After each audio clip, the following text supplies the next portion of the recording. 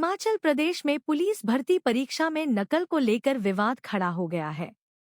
नेता विपक्ष जयराम ठाकुर ने परीक्षा प्रक्रिया में गंभीर धांधली के आरोप लगाए हैं। उन्होंने कहा कि पुलिस भर्ती परीक्षा में पेपर लीक की भी प्रबल संभावना है और इस मामले में 2 लोगों की गिरफ्तारी भी हो चुकी है। जयराम ठाकुर ने लिखित भर्ती में हुई धांधली की उच्च स्तरीय जांच की मांग उठाई है। कहा है कि यदि सरकार जांच की स्थिति में नहीं है तो मामले की जांच सीबीआई को दे, जिसका अभी तक परिणाम नहीं आया। लेकिन उस पुलिस की भर्ती में गंभीर आरोप जो अभ्यर्थी हैं, जो बच्चे एग्जाम देने के लिए गए हैं, उन्होंने लगाए।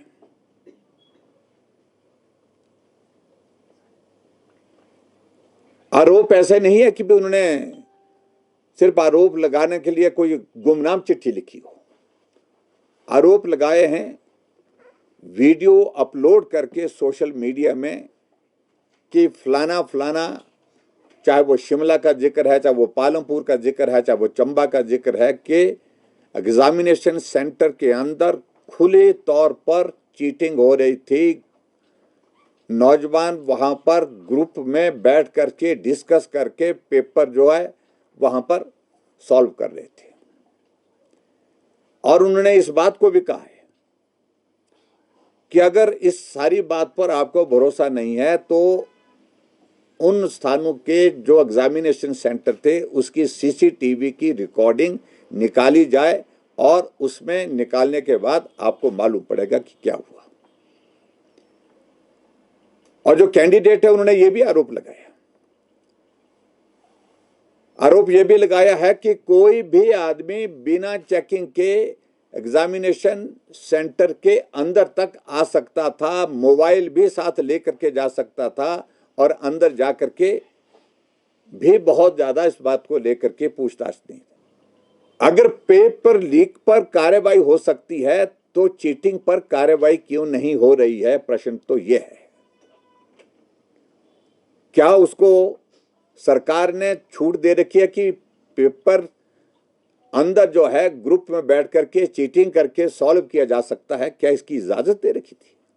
यह भी एक बहुत बड़ा प्रश्न है। और जहां तक हमारी पुलिस भर्ती का अगर जिक्र करते हैं तो रात को मुझे मालूम पड़ा और सुबह 8:30 बजे प्रेस कॉन्फ्रेंस करके सबसे पहले पेपर रद्द किया था।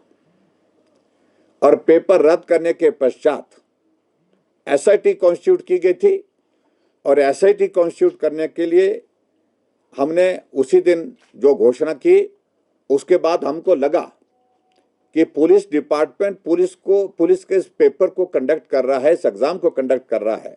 ऐसी सूरत में फिर इन्वेस्टिगेशन पर प्रश्न चिन्ह खड़ा होगा। तुरंत हमने उसके तुरंत बाद फैसला लिया कि हिमाचल प्रदेश पुलिस जो एसआईटी है इन्वेस्टिगेशन में वो भी मदद करे, लेकिन सारी की सारी जांच हमने सीबीआई को सौंपी थी।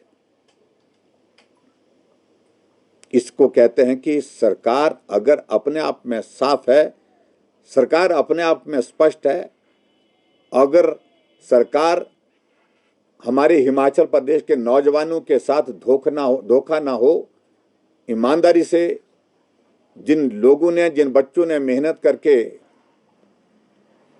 इस पेपर को पास करने के लिए जो प्रयत्न किए हैं, उनकी मेहनत पर पानी ना फिरे, उस बात को सुनिश्चित किया सीबीआई की जांच, पेपर नए सिरे से।